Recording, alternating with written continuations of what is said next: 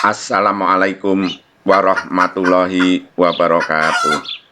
Selamat berjumpa kembali dengan Bimbel Pak Tomo. Kali ini kita akan membahas penerimaan murid baru SMP Negeri tahun 2021-2022. Kita mulai ya. Bismillahirrahmanirrahim. Pemberitahuan ini diterbitkan oleh Kementerian Pendidikan dan Kebudayaan, yaitu mengenai informasi kebijakan PPDB tahun 2021 secara nasional.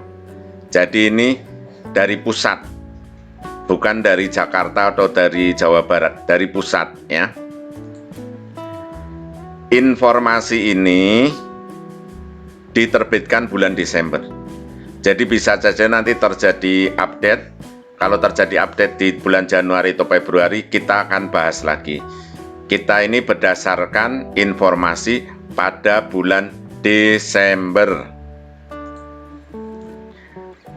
Jalur pendaftaran secara nasional meliputi zonasi, afirmasi, perpindahan tugas orang tua, atau prestasi. Jadi ada 4 jalur secara nasional. Untuk yang mau masuk SD dari TK, itu zonasi itu 70%, afirmasi 15%, perpindahan tugas orang tua atau wali murid 5%. Nah, nanti kita bahas apa yang dimaksud dengan afirmasi dan sebagainya. Untuk yang mau masuk SMP atau SMA, SMP dan SMA sama ya, dari SD ke SMP atau dari SMP ke SMA. Zonasi minimal 50%. Zonasi minimal 50%, afirmasi minimal 15%, perpindahan tugas orang tua maksimal 5%, sisanya jalur prestasi. Yang dimaksud zonasi, jalur zonasi, zona ditetapkan oleh Pemda. Misalnya SMP 109 itu zonanya sampai mana yang boleh daftar ke 109. Kemudian domisili berdasarkan kartu keluarga yang diterbitkan minimal 1 tahun. Jadi kalau baru pindahnya 3 bulan itu tidak berlaku, berlakunya kartu keluarga yang sudah 1 tahun diterbitkan.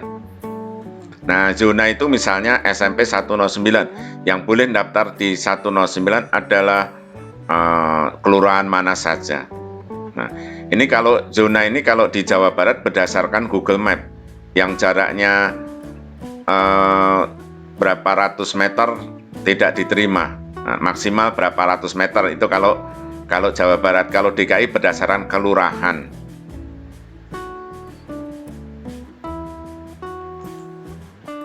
Zona itu wajib diumumkan paling lambat 1 bulan sebelum PPDB. Jadi nanti sekitar bulan April ada pengumuman zona. Zona SMP 109 itu mana saja, kelurahan mana saja. Atau kalau yang di Bekasi, zona SMP 5 itu berapa meter jarak dari sekolah maksimal gitu ya. Nah, itu namanya zona. Kalau kemarin Jakarta berdasarkan kelurahan. Jadi yang boleh daftar 109 kelurahan mana saja. Yang boleh daftar SMP 255 kelurahan mana saja. Yang boleh daftar SMP 115 kelurahan mana saja. Nanti akan diumumkan zona sekitar bulan April. Nah, kuota untuk zona tadi adalah 50% dari daya tampung. Jadi misalnya murid daya tampungnya SMP daya tampungnya 200, maka untuk zonasi 100.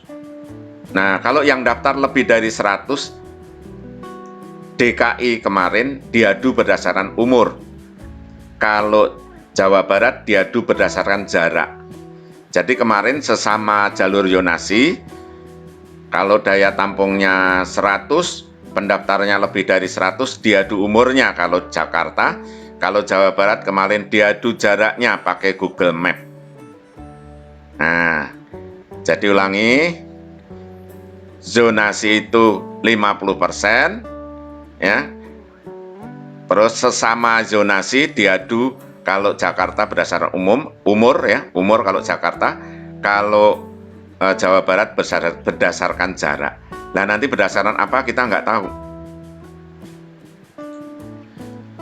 Jalur afirmasi. Jalur afirmasi adalah anak didik dari keluarga tidak mampu, ada surat keterangannya ya, surat keterangan tidak mampu.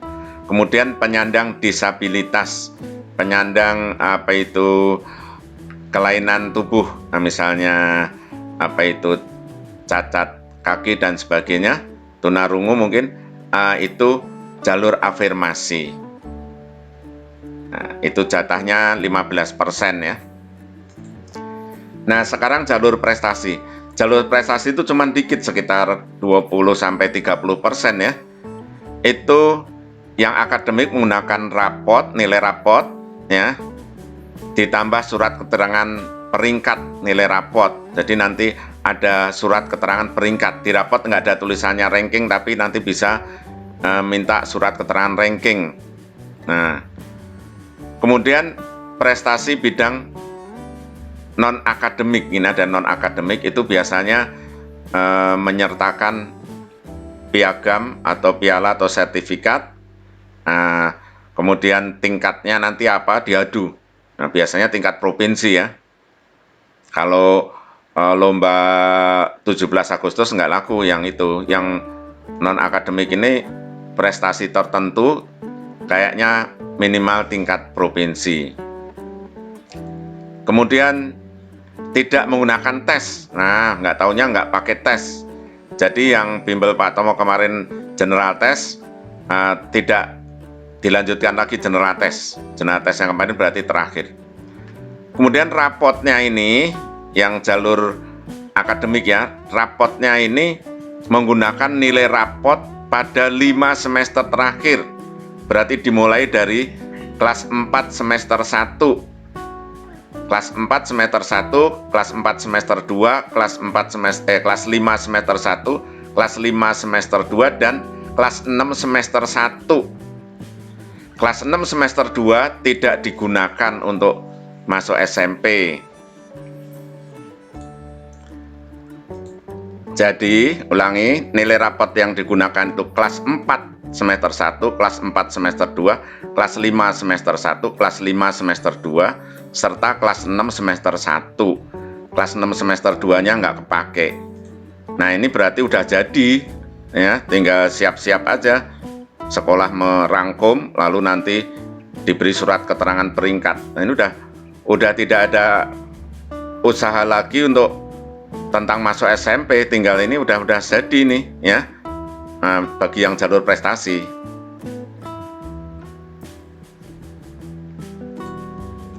Nah, tahun kemarin yang DKI Jakarta yang pakai rapot itu prestasi akademik itu nilai rapot kali akreditasi. Jadi nilai rapot kali akreditasi sekolah. Ada sekolah yang akreditasinya 92, ada yang 95, ada yang 98, dikalikan nilai rapot. Kemudian yang non-akademik itu menggunakan sertifikat atau piala kejuaraan. Kejuaraannya biasanya tingkat provinsi atau tingkat kota madya ya. Kalau yang tingkat kecamatan kayaknya kalah. Nah, itu jalur prestasi, ada prestasi rapot, akademik, ada non-akademik kalau Jakarta kemarin. Kemudian itu hanya sekitar 20-30%. Yang banyak adalah jalur jalur zonasi paling banyak ya.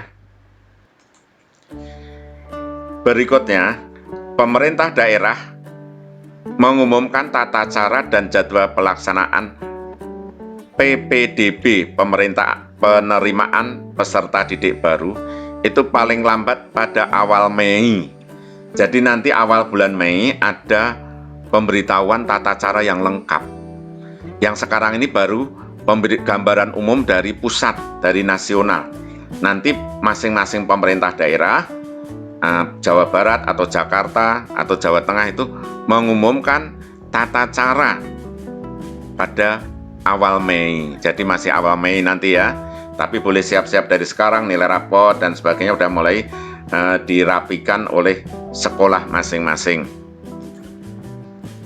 Jadi tentang persiapan masuk SMP kalian udah selesai karena udah tinggal, kalau zonasi tinggal nunggu nasib aja, zonanya bagaimana nanti yang ditentukan pemerintah. Kan kartu keluarga udah jadi, udah nggak bisa diubah. Kemudian kalau yang ingin jalur prestasi akademik, nilai rapot udah jadi. Yang non akademik tinggal punya piala atau enggak, punya sertifikat apa enggak gitu. Jadi kegiatan semester 2 kelas 6 itu ngapain? Ya menyelesaikan target kurikulum semester 2, pelajarannya selesaiin dulu biar rapot semester 2-nya isi nilainya, tapi nggak ada gunanya buat masuk SMP. Terus ada ujian sekolah, itu boleh ada ujian sekolah boleh nggak, itu berdasarkan kebijakan sekolah. Ya, ujian sekolah tidak perlu takut nggak lulus. Orang sekolah yang bikin soal kok. Ya kalau ada yang nakut-nakutin, awas kamu nanti kalau nggak nurut sama Pak Guru nggak lulus, itu nggak bagus, itu nggak, harusnya dijamin lulus lah. Sekolah itu ujian sekolah berdasarkan kebijakan sekolah, soal dibuat oleh sekolah, ya lulus lah, lulus insya Allah, jangan pada takut nggak lulus ya. Mudah-mudahan Pak Gurunya nggak ada yang nakut-nakutin, awas nggak lulus ya, awas nggak lulus, itu nggak keren itu ya, karena muridnya sering nggak nurut, jadi nakut-nakutnya pakai nggak lulus. Harusnya murid itu nurut sama guru, dan harusnya guru itu diturutin murid gitu. Jadi tidak perlu takut tidak lulus. Berarti kalian itu sudah selesai sebenarnya. Selesai, tapi tetap belajar semester 2 untuk ngisi rapot semester 2. Tidak ada tes masuk SMP ya. General test yang selama ini Pak Tomo latih di stop. Kemarin terakhir ya, terus di stop, nggak ada lagi general test. Nah, kegiatan di bimbel Pak Tomo akan berubah. Kegiatan di bimbel Pak Tomo akan berubah. Tidak ada lagi general test. Nah, kita belajarnya tetap materi semester 2 kelas 6, tapi diselingi pelajaran kelas 1 SMP. Jadi kita duluin pelajaran kelas 1 SMP. Biar kamu sudah ngerti pelajaran SMP, terus nanti pas kamu masuk kelas 1 SMP, mudah-mudahan udah tatap muka ya, pas kamu masuk kelas 1 SMP, kamu udah ngerti pelajaran kelas 1 SMP, terus kamu dikiranya pinter gitu ya, dikiranya pinter. Nanti dikira pinter, terus lama-lama pinter beneran. Jadi insya Allah beberapa saat lagi kita mulai ada pelajaran kelas 1 SMP. Tentu saja selain bahasa Inggris. Bahasa Inggris Pak Tomo nggak bisa ya. Ya, oke ya. Kita siap-siap. Nanti ada pelajaran kelas 1 SMP. Padahal general test itu bikin cerdas loh. Ya udah nggak apa-apa ya. Siap-siap aja. Mudah-mudahan nanti urusan pendaftaran masuk SMP kalian lancar semua. Terima kasih. Assalamualaikum warahmatullahi wabarakatuh. Sebarkan video ini.